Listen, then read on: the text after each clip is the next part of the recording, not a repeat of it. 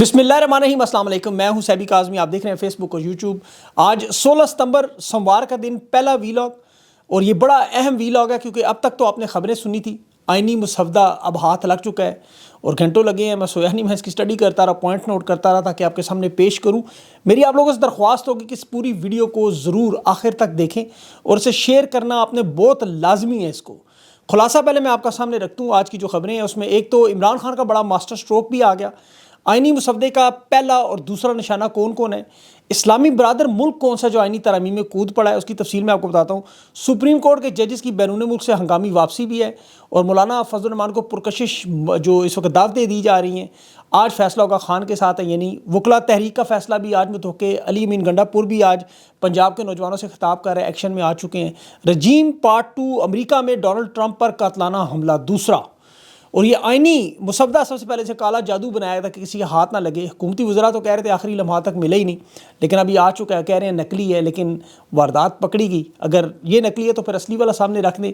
मंजूर को बनाना दूर, ये छुपा रहे हैं उसे काले जादू की तरह, क्योंकि वारदात बुरी तरह इनकी नाकाम हो चुकी। तहरीक इंसाफ के जो रहनुमा है, पाकिस्तान की आवाम को ये मामला समझना होगा कि क्या होने जा रहा है, क्योंकि ये बाकायदा तौर पर कन्फर्म हो चुका है। जो खबरें मैं आपको मुतवातर वीलॉग्स में बताता रहा, अब इनके आइनी मुसवदे के मुताबिक, और ये मुसवदा जो आइनी इन्होंने तैयार किया है, इसे पहले चैलेंज भी किया जाएगा। याद रखें, सुप्रीम कोर्ट में अदालतों के इर्द गिर्द घूम रहे, अदलिया के गिर्द घूम रहे। आसान अल्फाज में पार्लियामेंट को सारी की सारी ताकत देना, सदर और वज़ीर आज़म के इख्तियार में चीफ जस्टिस के मामलात को देना। इसीलिए मौलाना गफूर हैदरी से वो JUI के जब वो पूछा था सहाफ़ी कि आपने पढ़ लिया, तो उसने कहा इसे पढ़ने में हमें महीना लगेगा। खैर उन्हें तो महीना लगेगा, मुझे तो 2 घंटे लगे हैं। बाकी पॉइंट्स जमा तफरीक भी थे। और सहाफ़ी जो थे मौलाना गफूर हैदरी से ये भी पूछा था कि काजी तो रिटायर हो जाएगा, तो उसने कहा जज तो आते जाते रहते। लेकिन मौलाना साहब को ये नहीं पता कि ये जज वो तो होता है जिसके अंदर इस पूरे निज़ाम की जान है। मैं आपको यकीन करें, ज़िम्मेदारी से कहता हूँ, दावा करता हूँ कि ये मुसवदा काजी फायज़ ने खुद लिखा है या लिखवाया है। उसकी मैं आपको दलील देता हूँ। इस मुसवदे में सबसे अहम नुकता जो लफ्ज़ सुप्रीम ख़त्म किया, ये काजी की चिड़ है।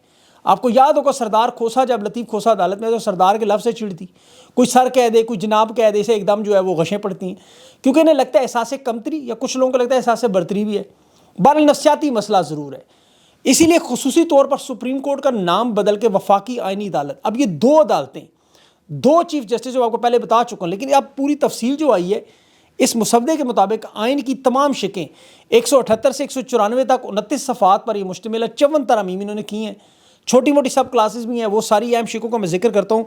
सबसे अहम शिक जो है वो इन्होंने जो बदलाई है, सदर के पास काबीना की, वज़ीर आज़म के पास जो समरी जाए, जो अदालत और ट्रिब्यूनल में अब चैलेंज नहीं की जाएगी, यानी अदालत के पास इख्तियार नहीं होगा। आर्टिकल 63A जिसका बता चुका हूँ, वो फ्लोर क्रॉसिंग वाली, इलेक्शन जीत कर आप जाए कोई पार्टी तो वहाँ आज़ाद होंगे अपनी मर्ज़ी से वोट डालें। पहले जो करता था डी सीट कर जाता, अब ये कह रहे हैं कि नायल करके बल्कि उसका वोट जो है वो तस्लीम होगा। ये ज़रा गौर कीजिएगा इस शिक पे। सुप्रीम कोर्ट के साथ नया लफ्ज़ जो फेडरल कॉन्स्टिट्यूशनल कोर्ट, यानी वफाकी आइनी अदालत। यहाँ सुप्रीम कोर्ट के इख्तियारात, वहाँ पर इस आइनी अदालत के जो बना रहे हैं, इसके इख्तियारात ज़्यादा हैं। इलेक्शन के मामलात, कौमी असम्बली के मामलात, सेनेट के मामलात, सूबाई असम्बली, बल्दियाती इंतखाबात, ये सारे मामले इस अदालत में जाएंगे। एडवोकेट जनरल को मशीर का दर्जा, और जहाँ जहाँ जज का लफ्ज़ है उसे इन्होंने बदल दिया। हाई कोर्ट के जजेस की जो परफॉर्मेंस है वो भी अब यही अदालत चेक करेगी। हाई कोर्ट के जजेस की तकर्री के लिए जो तरीक़ाकार आर्टिकल 175 है, जिसमें वफाकी आइनी अदालत से 2 सीनियर जज, सुप्रीम कोर्ट के चीफ जस्टिस, 2 सीनियर जज, उसके साथ वज़ीर कानून, अटॉर्नी जनरल, और उसके साथ जो है वो 2 पार्लियामेंट के, 2 सेनेट के हुकूमत के, और 2 पार्लियामेंट और 2 सेनेट के अपोजिशन के, यानी 16 रुकनी कमेटी ये जजेस की तकर्री करेगी। अब सुप्रीम कोर्ट के जो जज हैं उनकी तकर्री के लिए चीफ जस्टिस के साथ 5 सीनियर जज, और ये वफाकी आइनी अदालत जो बनाई, ये अलग है, याद रखें। ये चीफ जस्टिस मुकर्रर करने का कौमी असम्बली करेगी। इसकी कमेटी में वो लोग हैं जिन्हें सदर और वज़ीर आज़म, यानी शहबाज शरीफ, आसिफ ज़रदारी, अंदाज़ा करें। और सुप्रीम कोर्ट की जो सीनियर जज है, अच्छा पहला चीफ जस्टिस जो होगा उसका, ये सदर वज़ीर आज़म की समरी पर होगा पहला, यानी जो काजी फायज़ होगा। उसके बाद जो आए उससे उन्हें कोई फ़र्क नहीं पड़ता। पहली मुश्किलात ही नहीं, सिर्फ पहले से शुरू ये खुद करेंगे, आगे जो हो बाद में इमरान खान जाने और कौम जाने। सदर और चीफ जस्टिस के अलावा बाकी जज भी ये खुद तैनात करेंगे अपनी मर्ज़ी से। 5 मेंबरान ये आसिफ ज़रदारी बनाएगा, काजी फायज़, अमीनुद्दीन, और ये जो 5 जिन्होंने भी मखसूस नशिस्तों में फैसला दिया, उन्हीं को रखेंगे। अब ये कौमी असम्बली की कमेटी बना के जो 8 मेंबरान पर मुश्तमिल होगी। स्पीकर कौमी असम्बली, उसमें चीफ जस्टिस की रिटायरमेंट के 7 दिन पहले قاضی فائز کی اپوائنٹمنٹ. مزے کی بات ہے اس میں انہوں نے جو 9G کلاس رکھی ہے کہ صدر اور وزیر اعظم کے فیصلے کو کسی بھی عدالت میں چیلنج نہیں کیا جا سکتا. آرٹیکل 68 اس پر صدر اور وزیر اعظم پر نہیں لگے گا. ججز کے کنڈکٹ کو پارلیمنٹ میں زیر بحث نہیں لایا جا سکے گا. دوسری سپریم کورٹ جو عام سپریم کورٹ بن جائے گی جس میں طلاق اور یہ ٹریفک کے جرمانے اور اس طرح کے معاملات آئینی جو ہوگی وہ یہ دیکھیں گے قاضی فائز, اور نام دے گا صدر وزیر اعظم کی ہدایت پر, اور وزیر قانون اور پھر ایک وکیل جس کا 15 سال ہائی کورٹ کا تجربہ ہو یا اسلام آباد بار کا اس کے بعد 2 سال کا ممبر ہو, یعنی اعظم نذیر تارڑ کہہ لیں, زرداری, شہباز شریف, اعظم نذیر تارڑ. ہائی کورٹ میں بھی تعیناتیاں یہی کریں گے, اور جج کی پرفارمنس دیکھنے کے لیے یہ کمیٹی فیصلہ کرے کہ جج ٹھیک کر رہا ہے یا غلط. مثلاً طارق محمود جہانگیری صاحب کی ڈگری کا معاملہ ہو یا 6 ججز کا خط لکھا ہو, یہ فیصلہ کریں گے یہ صحیح کہہ رہے ہیں غلط کہہ رہے ہیں. اگر انہیں صحیح نہ لگی تو پھر یہ سپریم جوڈیشل کونسل میں بھیج کے یعنی جج صاحب کو فارغ کر دیں گے, جس طرح انہوں نے جج مظاہر علی نقوی کے ساتھ کیا. اب اس وفاقی آئینی عدالت, یہ جو نیا نام سپریم کورٹ کا ہوگا, اس میں ہر صوبے سے ایک جج ہوگا, اور یہ بھی صدر کی مرضی کا, یعنی وزیر اعظم کی ہدایت پر یہ بھی زرداری بنائے گا. چیف جسٹس سپریم کورٹ کی جگہ اسے چیف جسٹس آف پاکستان اب کہیں گے. آرٹیکل 176 میں قانون کی تبدیلی میں نام بھی بدلا ہے, اور جو سب سے زیادہ انتظار تھا ہمیں جج کی عمر کا, آرٹیکل 178A اس میں تبدیلی 65 سے 68 سال, یعنی قاضی صاحب کو 3 سال انہوں نے دے دیے جو سپریم کورٹ میں ہوں گے, اور جو نئی سپریم کورٹ میں کہہ رہا ہوں. چیف جسٹس کی 3 سال, پرانی میں بھی 3 سال کی انہوں نے عمر میں اضافہ کیا ہے. صدر کے پاس آرٹیکل 176A کے تحت یہ بھی طاقت ہوگی کہ سپریم کورٹ کے ریٹائرڈ جج کو عارضی بنیادوں پر ایڈہاک پہ وفاقی اس نئی عدالت میں لگا سکتا ہے. تو یعنی اپیل کا جو پورا مرحلہ ہے, دوسرا یہ بھی یاد ہے, جو اپیل آپ کرتے ہیں نا فیصلوں کے خلاف, وہ اب آپ نہیں کر سکیں گے. کسی بھی آئینی عدالت, اس آئینی عدالت کے فیصلے کی اپیل کسی جگہ پہ نہیں ہو سکتی. ہائی کورٹ کے جو فیصلے ہوں گے وہ بھی یہ وفاقی آئینی عدالت اپنے پاس براہ راست بلا کر جب چاہے فیصلہ دے دے. اور سب سے خطرناک معاملہ اس میں سزائے موت کا فیصلہ بھی, جسے چیلنج نہیں کیا جا سکتا. وفاقی آئینی عدالت یہ جو بنائی ہے, اس میں آرٹیکل 90A میں تمام ادارے براہ راست اس کو جواب دے ہوں گے. اور یہاں پر ایک اور بات ہے کہ جج بابر ستار جیسے انہوں نے آرٹیکل 193 رکھا کہ ہائی کورٹ کا اب جج صرف وہ ہوگا جس کے پاس پاکستان کی شہریت ہوگی, 40 سال سے کم عمر اس کی نہ ہو, اور اس کے بعد دوہری شہریت نہ ہو. اس کے علاوہ جو اگلی واردات آرٹیکل 199 میں انہوں نے کی, ہائی کورٹ کا کوئی جج کسی بھی کیس میں از خود نوٹس اب نہیں لے سکتا, اور صدر مملکت جب چاہے جس ہائی کورٹ کے کسی بھی جج کو کہیں بھی ٹرانسفر کر سکتا ہے اس کی مرضی سے بغیر پوچھے. مثلا پنجاب کی ہائی کورٹ سے اٹھا کے لاہور ہائی کورٹ سے خیبر پختونخوا, اسلام آباد کے ججز کو بلوچستان بھیج دیں, جو خفیہ اداروں کی شکایت کرے گا اسے بلوچستان بھیج دیں گے یا سندھ ہائی کورٹ بھیج دیں گے.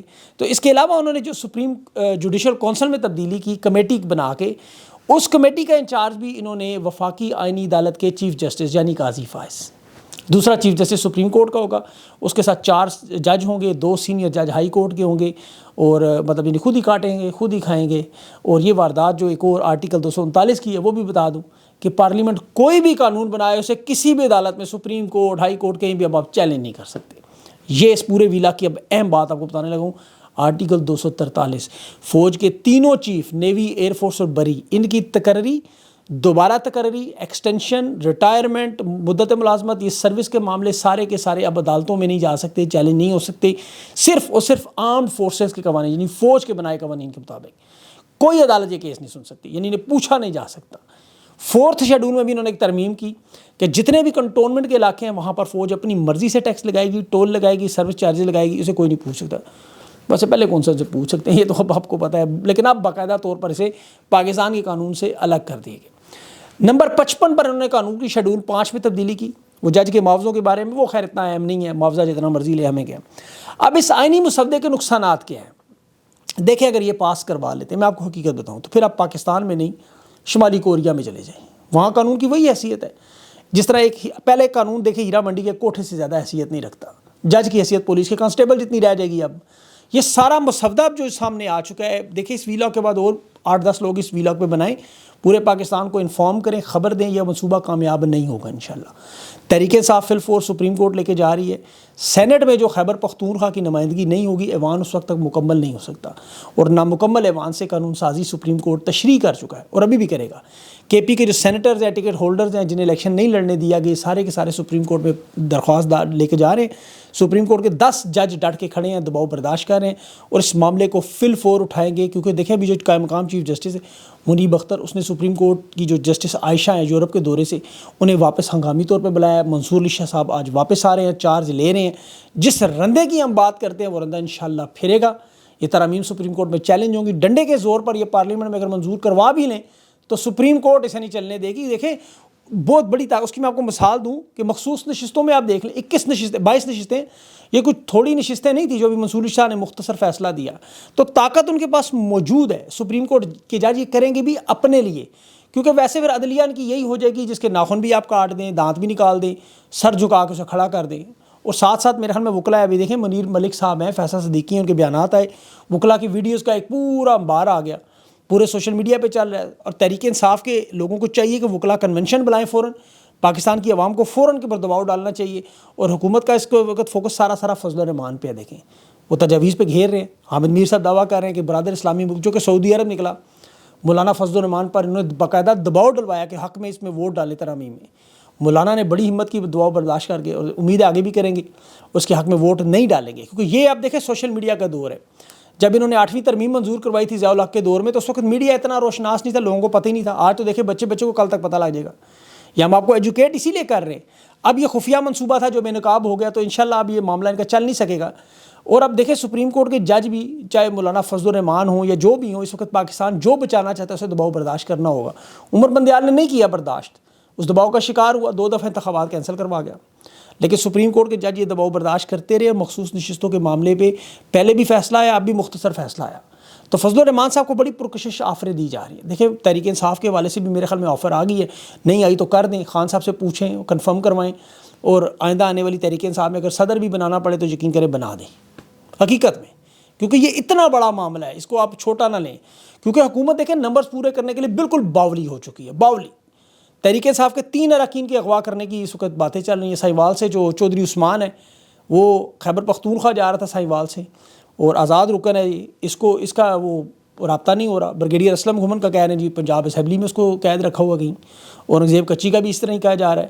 اب تحریک انصاف کی قیادت کو باخدا ہوش کرنی ہوگی، اپنے رہنماؤں کو محفوظ کرنا ہوگا کہ پی کے بھیج دیں، اور یہ پٹیشن فوراً ڈالیں اس واردات کو روکنے کے لیے، جان ماریں، کھڑے ہو جائیں، اپنے وکلا کو کھڑا کریں پورے ملک میں۔ اس کو دیکھیں یہ پورے پاکستان کا معاملہ ہے، یہ پورے پاکستان کی آزادی کا، عدلیہ ختم تو سب ختم۔ اب اس آئینی مسودے پر کچھ لوگ حیران ہیں، لیکن حیران نہیں ہونا چاہیے، نسل در نسل واردات ہے۔ جمہوریت کا نعرہ لگانے والا ذوالفقار علی بھٹو فوجی ڈکٹیٹر کے ساتھ 8 سال وفاقی وزیر رہا، پھر جمہوریت کا کیڑا بعد میں نکلا۔ عمران خان کے خلاف عدم اعتماد لانے والا آصف زرداری دیکھیں وہی جنرل باجوہ کہنے پہ لایا، آج نواسہ بلاول بھی قیادت کر رہا ہے۔ ضیاء الحق کے دور میں فوجی عامر تھا تو موجودہ وزیر دفاع خواجہ آصف یہ جنرل باجوہ کے زیر سرپرستی اپنی سیاست چلاتا رہا۔ اس کا والد خواجہ صفدر ضیاء الحق کے دور میں 1985 میں 8ویں ترمیم آئی، عشاء کے بعد اس وقت بھی اجلاس کرواتا رہا، اور اس نے وقت بچانے کی کوشش کر کے کہہ رہا جلدی جلدی ایوان میں ترمیم پاس کرائیں، 8ویں ترمیم، وہ آپ کو یاد نہیں ہوگی، 188 ووٹ پڑے تھے اس کی مخالفت میں۔ یہ وہ ترمیم تھی جس میں پارلیمانی سیاست کو صدارتی نظام میں بدلا گیا اور ضیاء الحق کو ساری آئینی اور طاقت دے کے اضافی اختیارات دیے تھے۔ اور نون لیگ آل شریف کی تو پوری ایک تاریخ ہے، انہوں نے آتے ساتھ ہی آئین کے ساتھ کھلواڑ کیا، قانون کے ساتھ چھیڑ چھاڑ کی، اپنے اختیارات میں اضافہ کے لیے امیر المومنین بننے کی 1993 سے ان کی خواہش ہے۔ جسٹس سجاد شاہ ہو، سپریم کورٹ پر حملہ ہو، ان کی ایک پوری تاریخ ہے۔ ضیاء الحق کے دور میں 16 اکتوبر 1985 کو 8ویں ترمیم ہوئی، اور اس کے بعد نواز شریف نے دیکھ لیں جب بھی اس کا دور آیا، یہ جب بھی وزیر اعظم بنا، اس نے آتے ساتھ ہی سپریم کورٹ اور آئین اور قانون اس کو بدلنے کے لیے اپنے لیے پورا کھلواڑ کیا۔ جج چاہے وہ ثاقب نثار ہو، چاہے جسٹس آصف کھوسا ہو، جو بھی جج ہو، ہمیشہ سے واردات، ادھر آرمی چیف سے لڑتا رہا، ادھر ان سے آئین اور قانون کو اپنی مرضی سے بدل کر صرف اور صرف ننگی واردات۔ تو یہ آئین اور قانون والے جو لوگ ہیں، آپ ان کے ساتھ آپ زیادہ ان سے امید نہ رکھیں، امید اللہ پہ رکھیں، اور تحریک انصاف کے لوگوں کو چاہیے وہ تگڑے ہو جائیں۔ اور دیکھیں یہ معاملہ جو ہے نا، ورنہ پاکستان کے لوگوں کو یہ لگے گا کہ پہلے تو کہتے ہیں نا I'll see you in the court، تو وہ تو بالکل آپ بھول جائیں، ابھی بھی جو حالات ہیں وہ آپ کے سامنے ہیں۔ تو اس لیے پاکستان کی قوم کو اب تکیہ کرنا ہوگا، پہلے عمران خان پہ دیکھیں وہ ایک بنا ہوا سمبل، پھر کبھی ہم مولانا فضل الرحمان کا سوچتے ہیں، کبھی ہم نوجوانوں پہ دیکھتے ہیں، کبھی کس پر، تو بات پھر یہ ہے کہ آپ کو یہ بھولنا پڑے گا، لیکن امید ہے انشاءاللہ پاکستان کی قوم ڈٹ جائے گی۔ اگلا اہم معاملہ ڈونلڈ ٹرمپ کے حوالے سے، دیکھیں آج اس پر دوسرا حملہ، 300 میٹر دور سے ایک شخص بندوق لے کے سنائپر اٹیک کی کوشش کر رہا تھا، ایف بی آئی نے اسے باقاعدہ قاتلانہ حملہ ڈکلیئر کر دیا، سیکرٹ سروس نے اس پہ فائر بھی کیا، لیکن بندہ بھاگ گیا، بعد میں پکڑا گیا، رائن اس کا نام نکلا، بندہ گورا نکلا، شکر ہے، یہ یاد رکھے، پہلے وہ ساجد مرچنٹ نکلا ہے پاکستانی۔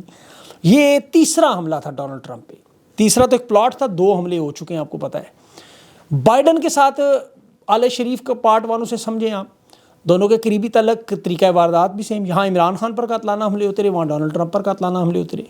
یہ انٹرنیشنل اسٹیبلشمنٹ کو دو ہی لوگوں سے خطرہ ہے، ایک پاکستان میں عمران خان سے اور دوسرا امریکہ میں ڈونلڈ ٹرمپ سے. ٹرمپ کو بھی دیکھیں نومبر کے الیکشن کے لیے 2 مہینے رہ کے روکنے کی پوری کوشش کی جا رہی ہے. سپریم کورٹ کو کبھی استعمال کرتے ہیں، کبھی کیسز بناتے ہیں، کبھی قاتلانہ حملے. بالکل وہی واردات جو پاکستان میں ہوتی رہی. وہاں انہوں نے کیپٹل ہل پہ حملہ کیا، وہ 9 مئی جو ان کا ہے، یہاں 9 مئی بنایا گیا. تو ان کے بھی پریزیڈنٹ ڈیبیٹ میں دیکھ رہا تھا کملا ہیرس کے ساتھ، تو اس میں دیکھیں وہ کیپٹل ہل حملے کا ذکر کر رہی تھی. یہاں جیسے 9 مئی ختم ہی نہیں ہو رہا، وہاں کیپٹل ہل ختم نہیں ہو رہا. اور مزے کی بات، دونوں میں عدالتوں نے کیسز سے ان کو فارغ کر دیا، جو سزا یافتہ ہے ان کو پکڑ لیا. تو یہ بہرحال ایک بڑا اہم معاملہ ہے. اب تحریک انصاف کی قیادت کو آج یہ الرٹ جاری کر دیں آپ لوگوں کا یہ پورا ایک اب یہ ڈیوٹی ہے کہ جتنی ہم محنت کر رہے ہیں اس کا پھل آپ لوگوں نے دینا ہے. اس کو پھیلائیں جگہ جگہ، اس چیز کو بھولیں نہ، اس کے حصے کاٹیں اور جو بھی کرنا ہے آپ نے کریں، لیکن اس کو شیئر کریں لوگوں کے ساتھ، زیادہ سے زیادہ تحریک انصاف کو ٹیگ کریں. اپنا خیال رکھیں. اگلی ویلاگ تک کے لیے مجھے اجازت دیں. اللہ حافظ.